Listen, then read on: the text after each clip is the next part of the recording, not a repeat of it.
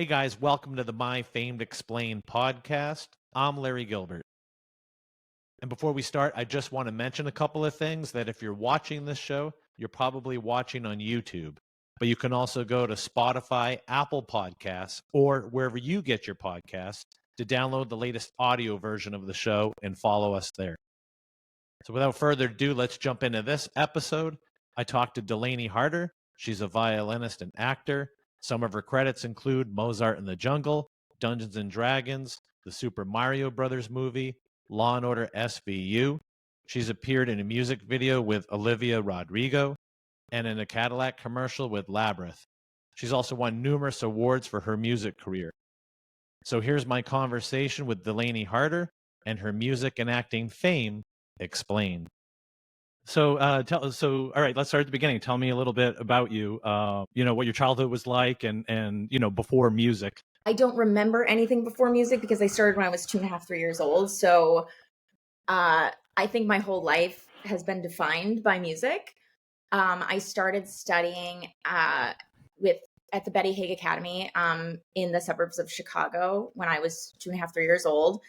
I stayed until I was 16. Then I went to boarding school at the Walnut Hill School for the Arts in Natick, Massachusetts, which totally changed my life. It's partnered with New England Conservatory. So it was a really incredible experience just to be immersed with and live amongst like some of the greatest artists of like my age from around the world who all have like a special interest in that. And then I went to Manus, the New School University, studied with Aaron Rosand. And then for my master's degree, I went to NYU and studied with Naoko Tanaka. I also studied Baroque violin during that time too, which was really fun. Did you know that you always wanted to pursue then violin from the beginning? Or was it just like, I'll try different instruments and then kind of gravitate towards that one?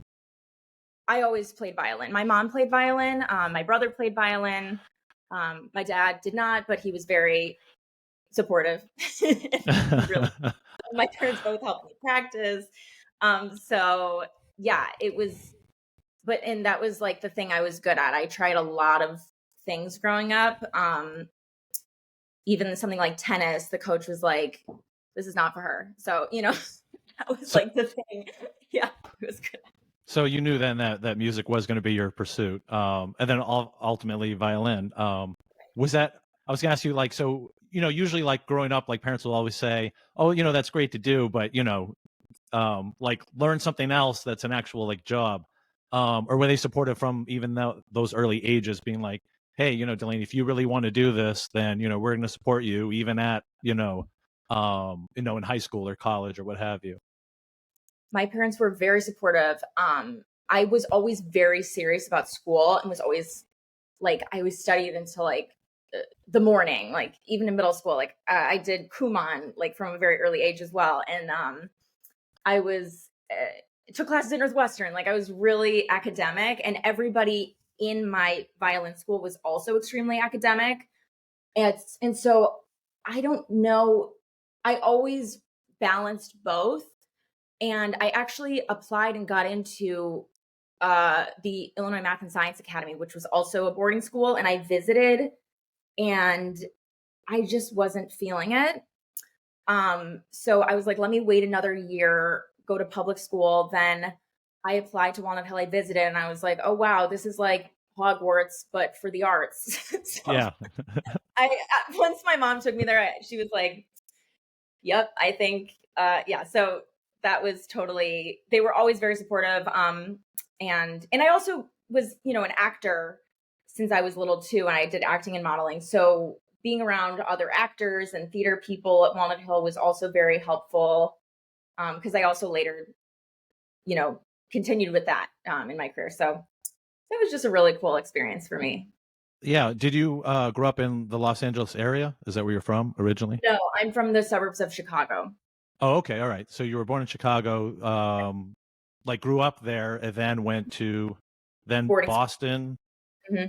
after that, and then New York, right? And then, so then eventually you ended up in Los Angeles. Was that after school, or was that after traveling and what have you? Yeah, so I ended up getting my master's degree from NYU in a year and a half, which worked out because um in that what would have been that second semester, I ended up getting two of like the biggest opportunities of my career at that point. Which was very bizarre that like they both came about at the same time. They were totally unrelated, but ended up being related because they both kind of fed into one another. One of them was touring with the new age artist, Grammy winning composer Kataro, who is a genius and is incredible, and also with the jazz trumpet player Chris Bodie. Okay. And then did that then start your career It at did. that point? Okay, so Yeah. that was the transition from school to career. Yeah. And then at what point did you get kind of like your big break where you were like, okay, this is really going to be like a cool career. This is it. Was that it, or was it like some sort of like paying project, like on a production or something? No, that was it. I mean, prior to that, while I was doing my master's, I got some cool opportunities. Like I got to be on Law and Order SVU, playing the violin, like a little quartet. Did like a little thing on Mozart in the Jungle playing violin. I subbed with American Symphony and American Ballet Theater. Those were all really cool opportunities. But in terms of making a name for myself and being a soloist, uh, those, yeah, those two opportunities really helped prove myself individually rather than just me playing with other people, which I love doing, by the way. But I think that really helped um, push me in a good direction. And is that what you were doing full time then at that point? With some productions on the side, like you were talking about the TV show, or was it kind of a balance of the two? Those were just little things that happened to me during my master's degree, but the touring started. They both started at the same time, and those I was doing. Those were pretty full time, and during that time, I was told also that I should move to Los Angeles to pursue film and television. And then I auditioned for that, and that ended up being something else I started doing. So yeah. And did you was there any hesitancy to move across the country? I mean, obviously you moved from Chicago to Boston to New York, all kind of big. Well, Chicago's Midwest, but it feels more like an East Coast city. Los Right. Angeles felt very different. So was this like new for you, where you were like, I don't know what to expect from Los Angeles? I mean, I know that's it's Hollywood, it's movies, it's television, but it's also everything that you probably always wanted. Well, I knew that I had made some of the right contacts, and uh, I had the support of my boyfriend, now fiance, and also I what should I say? Um, the people who were doing similar sorts of jobs also lived in Los Angeles because in New York it's very seasonal. Where and if you're doing things on the road, you know that you're going to come back and be able to do things here. Whereas in New York, some of those things they happened less and they happened at certain times of the year. So say you're on the road and then you come back, it's like I don't know what's going on. I think it's Yeah, yeah, more yeah. so it's a more consistent thing. So just looking at like the success of people that were doing similar things as me, I was like, oh, it's working out for them in LA. And that's what people were telling me. At first, of course, I was hesitant. I was like, doing fine. And then I realized because that was also me who had just graduated from school and I was not, I didn't really know. So yeah, it was the right choice. Okay, all right. In the end, it was the right choice, and obviously, where you are today, Yeah. it all worked out in the end, right? Um, so you touch a little bit upon this, working on like the production of movies and the scoring side of it. Obviously, like I think anyone can imagine like being an actor, actress in a movie, scenes are shot and whatnot. But what's the process like for that? For the scoring, is it done after everything's shot and then you add the music in? Are you already working on creative ideas before? Some scenes are shot. Do you have a lot of input in the creative side of it? Like how does that part work of it? Because I feel like in the movie industry, that's something that, one, you don't think of, and two, the process for it. That's a really fascinating process. I've had the privilege of working with some of the greatest composers, and just seeing what they are able to do with a score and seeing how much it affects a film.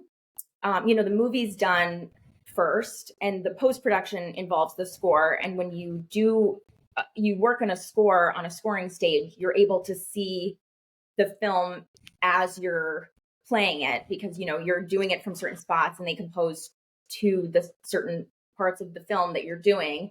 And sometimes they'll give it funny little names based on like the scene that you're doing, and then they'll explain what's going on in the scene, and they'll tell you a lot to what's going on in that scene, and then to have that influence the way that you play it, or whatever keys it's in, whatever technique you're using.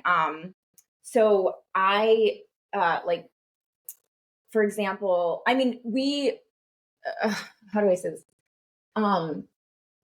We are not really in charge of what we play. The composers will write it, but there have been a few times which have been really cool where we're able to improvise as like a group, which is pretty amazing. Like, I think another composer, we were directed on certain ways to play, so that in like a scary movie or like a certain part where like escalates and it's like, I don't know if that Right. Yeah. You resonates kind with of you at all. have the feel of the vibe of the film to be able to know what to play, right? Right. So he will direct us to play in a certain way or do a certain technique as a group, but it won't necessarily be written down.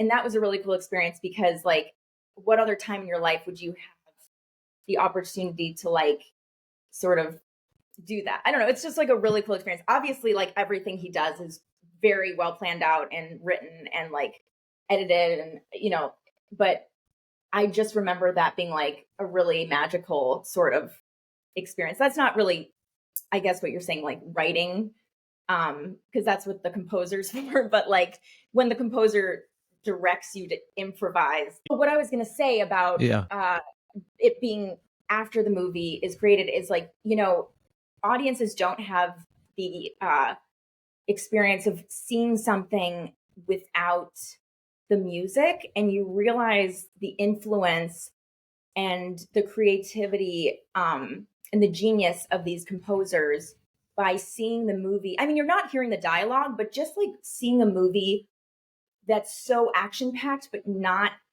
hearing anything with it, you're like, oh, wow, that has such a huge influence on how you see the story and how you view the acting and all these things. So it was really instrumental, no pun intended, in how I watch films and TV shows.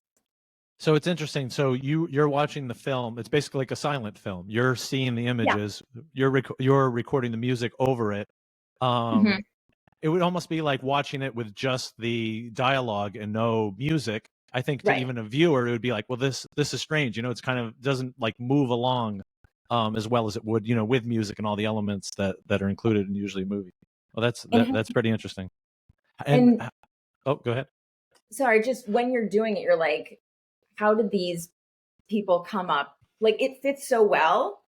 And you're just like, how did these people come up with this? And then secondly, I'm so lucky to like get to be one of the people that gets to do this. You know what I mean? To bring their like genius to life. So that's what I had to say about that. Yeah, no, and I'm sure, like, once it's all done and you actually get to see the whole film, you're like, I hope they appreciate my work as much as I appreciate theirs, and it becomes a success. And it's probably neat to see like it all come together and know that you have had that impact on the film. Yeah, it's very cool. So how long does then, like, say a feature length film take? Is it like several months to record all of this, or is it a fairly quick process? It's very quick. You'll usually get the music either day of or the night before or a few nights before. And then they all work so quickly. And then you'll record it, and usually it'll be like a 2-week process, 2-3 weeks. So I So mean, depending on how long the movie is or like the television show, yeah. no, so are you then like scrambling like the night before to practice this, or you just feel confident enough that you can go in and be like, I've done this enough, I feel comfortable with it that I could, perform this, the Um, next day. I definitely, if I'm being honest, there have been scrambling. I would too. I would too. I would always do it in school, right? I would Jam love to study say, the night before the test, or write the paper the night before, pull an all nighter. we've all bu- say we've all been there you and done show that. up so good, but like, no, I mean, obviously, if they send it to me and like I have a chance to look at it, like I'm going to look at it as much as I can so that like I get there and you're literally, it's like being in the room. It's like Mozart composing something and you get there and you're like, oh wow, like it's Mozart and he's like watching me do his thing. So these like Brian Tyler, Lauren Balfe, like these people that I've gotten to work with, it's like it's unbelievable. So obviously you want to show up and like if you Yeah. can, play and perform their music like as best as you possibly can. Right, I hear you. And so you also appeared in the Olivia Rodrigo video for "All I Want." And I want to ask you about that. Are you then playing music with her, or are those tracks like recorded separately as well, then inserted in the video? Those tracks were recorded separately. My job on that video, that was so much fun. And that was, I mean, first of all, I knew this girl was going to be a huge star. As soon as I saw this thing, like this was right before she blew up, and this was when she was just on Disney Channel. I was like, first of all, not only is this girl stunning, but she's also incredibly talented. She was playing piano, she was playing guitar, she wrote the song. I mean, how old was she at the time? Like she was like a Yeah, teenager. I was like, this is insane. Like, who is this? yeah, she blew Um, up pretty quickly. yeah. And so this was like right before that. And I just remember meeting her and shaking her hand and being like, okay, this is like, I know for a fact that I'm going to look back on this and be like, that was so cool. So I know you didn't ask me that, but I just had to say that. Yeah, no, Um, definitely. and so for that, I was asked to, because it was already written, I was asked to arrange the music for a quartet. So kind of composing, but not composing because nobody was really hearing us, but just make it, sound and look like what was on the track that already existed. So that's what I was doing. And then in the video, I was like playing one of the parts I wrote. Do you still play live and perform and travel and that sort of thing? And do you enjoy it? I mean, obviously, everything I think we've kind of touched on so far has been different. Whether it's scoring for movies or even you acting or the video, those sorts of things, and playing live. I do have some projects coming up. I do a lot of different sorts of things. In terms of acting, um, I am in a movie that's coming out that was written, directed, and starring Isabel Hagen, who's a comedian. She's so funny. She's pretty big in the industry. And this movie is very special because we shot it. I mean, I shot it for 2 weeks. I think it was a 3-week long shoot last fall. It should be done editing soon. You can read a Deadline article about it. There's some really amazing comedians also in it and actors. But this movie in particular was really cool because unlike a lot of classical music movies that are not, first of all, not written by, I mean, I love all of them, but they're not, coming from the perspective of somebody who has lived that life. And she went to Juilliard. She's a violist. Like this is all real. So I think this is sort of semi autobiographical thing that she wrote. But it's not, I mean, it's not true. It's just like based on her life. But it's also based on a string quartet. I'm the second violinist in the string quartet, and it's live capture. So all of our performances and our acting is real.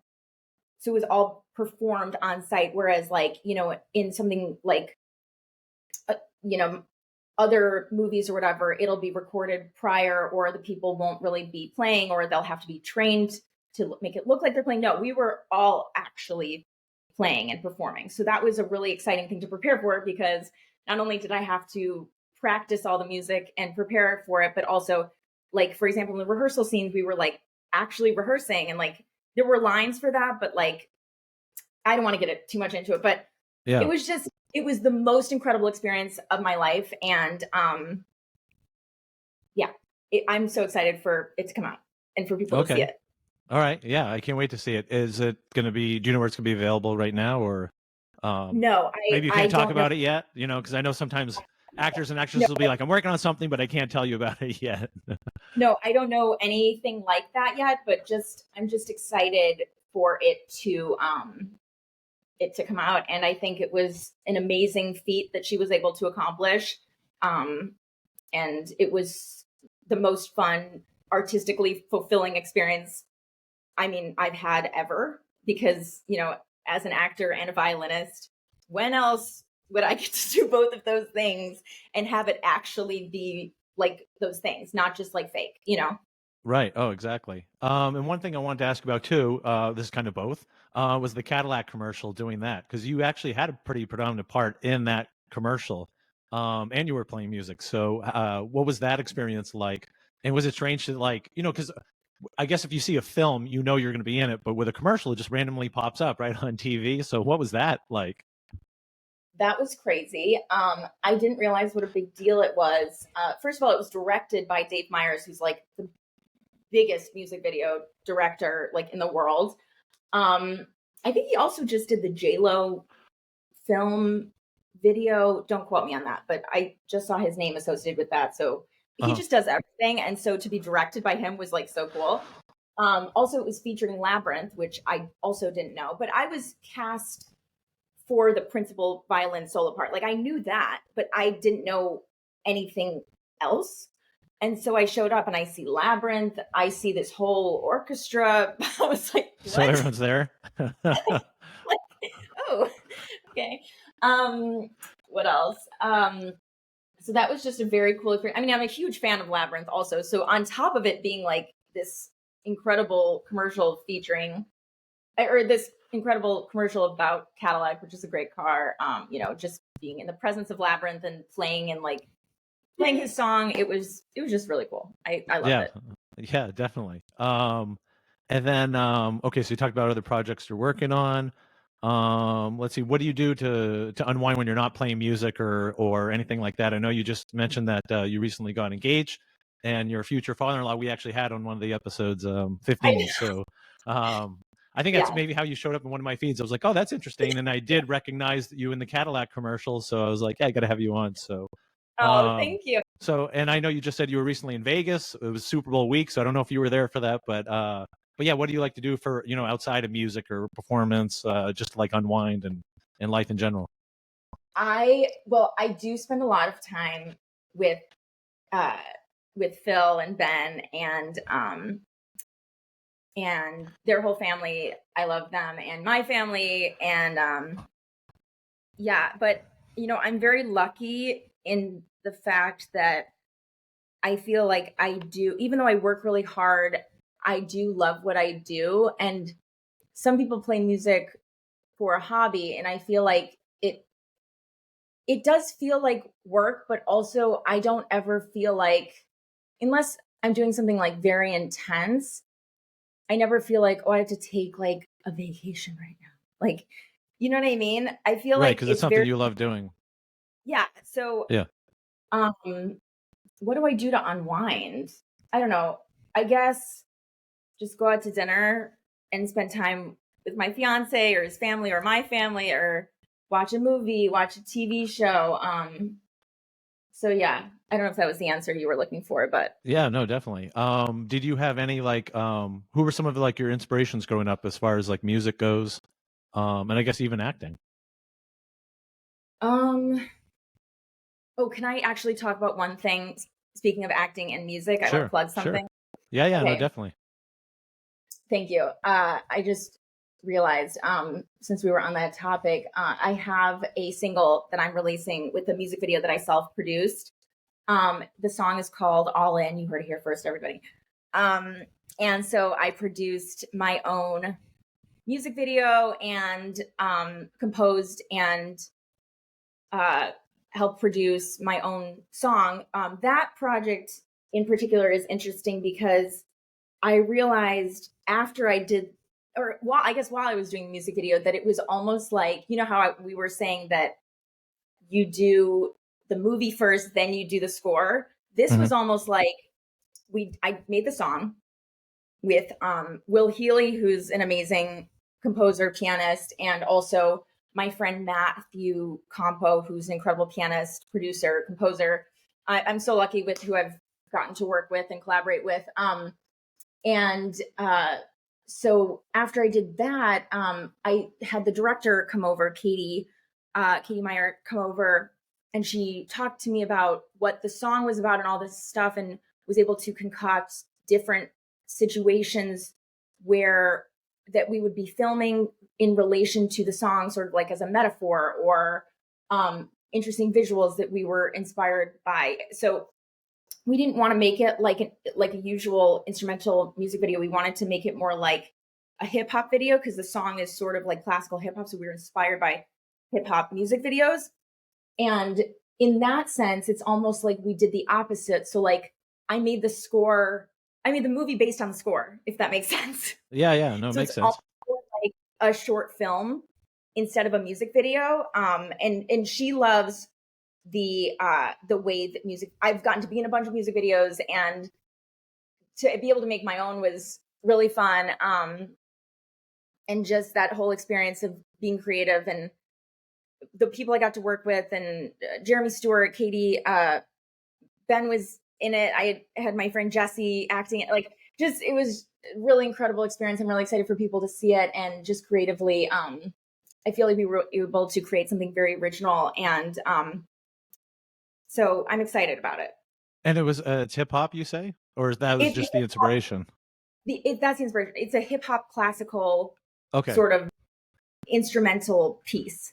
All right, because I would say you don't expect like violin to be part of hip hop, but I guess you can marry the two, right? Right. So that's what I did. I mean, there's no words to it, so that's why we were like, okay, wanting to create something that you could see the story I was trying to tell in the music, to create a visual, so that people can decide for themselves what it's about. Okay, makes sense. So then who are some of your artists in your, like, say, Spotify playlist that you're listening to now, or that you like listening to? Oh my gosh. Beyonce, Rihanna, Hilary Hahn, Itzhak Perlman. I got to study with one of my big inspirations, Aaron Roseanne, who passed away, but he was called the last of the Romantics. And I think he was already late 80s, 90s when I studied with him. He would smoke a cigar during the lesson. Like, he was very old fashioned. Yeah, classic, totally classic. yeah. And he always said that that's why his sound was so good, is Cuban cigars. I never did that. I haven't tried that. He could be right. But you never I tried the cigar thing? Cigar playing? I that might be the key to his sound, and maybe I'm doing something wrong. Maybe that was the big no, but he's a legend. I mean, he's taught, Ray Chen, Stephanie Jong. I mean, his student list is Victor Lee. Like, oh my God, so many of the greatest violinists of the past, I don't know how many years, like they studied with him. So, I was very lucky that I was able to work with him, and he's also somebody that I grew up admiring and listening to. So, yeah. Okay, and touching on that, like, what advice would you give to somebody who would want to follow in your footsteps and say, wow, I really like everything she's done. Like, I find myself that I could do that. I like the violin, or I like playing music. And I would love to get into like movies and performances and those sorts of things. So, I would say, if just, oh my gosh. Like, do you feel like, did you do it the right way, or do you have any like regrets? Say, oh, I kind of wish I had done this or gone there first, or taken 2 years to travel the world, and maybe that would have, I don't know, just something like that. No, or are you glad you did it the way you've done it so far, and yeah, that kind of thing? of course, I have regrets, but like I would say keep moving forward.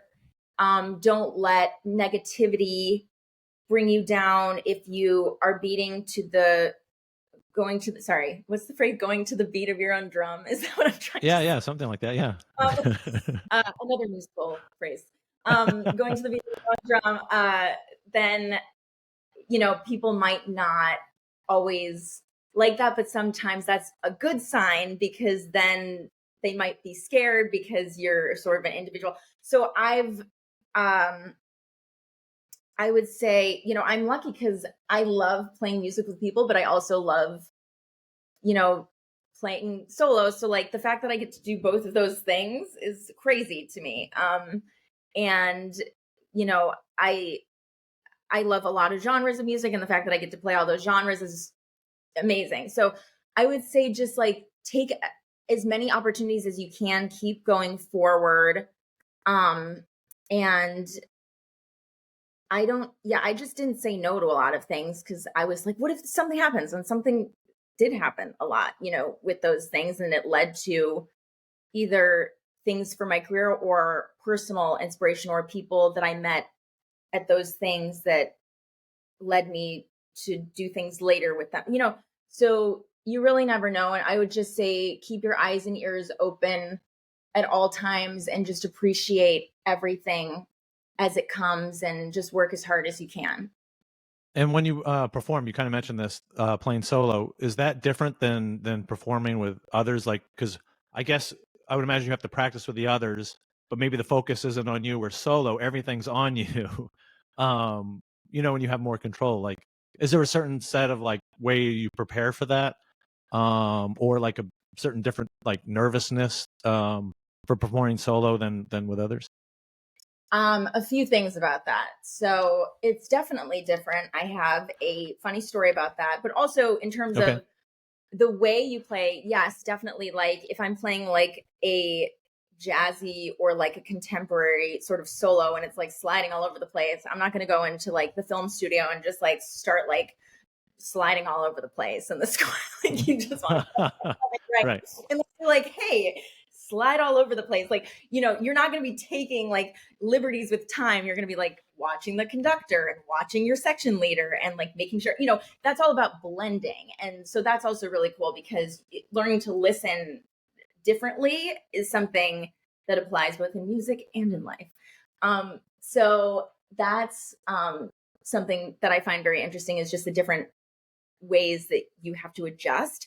A funny story about the difference between those things, and that I think is embarrassing, but I find funny personally, is when I started touring, and you're playing very, you play very loudly, you're mic'd up, you're doing like really as much as you can, and you're trying to just like show off and all these things.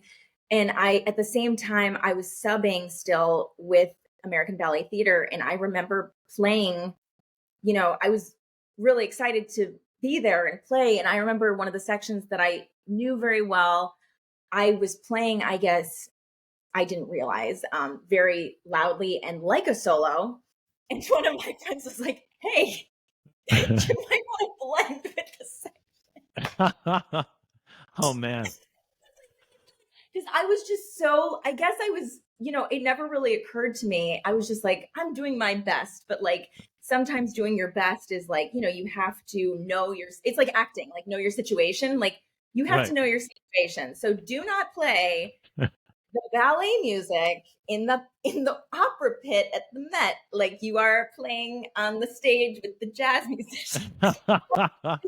Playing it the wrong style, but it was just like it was the wrong approach, and I adjusted accordingly. So thank you to my kind friend who made me aware of that, and I made sure to never do that again.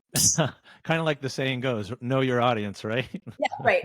Yeah. You're like, hey, what are you doing? That's awesome. And one thing I want to ask, is there any like venue or concert hall that you haven't played that would be like a dream of yours? And then also like another musician to collaborate on. that you would love to work with? I would say, I mean, there's so many musicians that I would absolutely love to collaborate with. I mean, I would love to play country music. And that is something that I really haven't done yet, but I have fiddle. Like, I grew up playing fiddle music and I would love to do that. But I mean, I've gotten to play with Adele and Beyonce. Like, those two are like my talk about idols growing up. I didn't even say that I listened to her. Obviously, I listened to Adele, but like just continuing the sorts of things that I've been able to do would be incredible. And yeah, so I would say in a concert hall, I think if I got to, and also classical music, if I would love to continue playing classical music. If I could perform at like the Berlin Philharmonic Hall, like that would be so cool. Or like do a solo at Carnegie Hall. Like I've performed at Carnegie Hall, but like, or Disney Hall. I've actually never performed at Disney Hall. I know you said you probably wanted me to list one, but I'm just. Oh, no, that's fine. Yeah. I mean, they're all unique in their own way, right? Yeah. So I guess, yeah, performing solo, right? So like you're the Yeah. star of the show, one venue, Yeah. Carnegie Hall, Disney Hall. All Berlin. right, there we Yeah. go. All right, sounds good. That was not really a question, but I said it anyway. No, I like it. I like the answer. Well, Delaney, thanks so much for doing this. I appreciate it, and best of luck to you in your career. And I look forward to continuing to follow you wherever it leads you. Thank you so much for having me. I'm honored that you asked me. Thank you.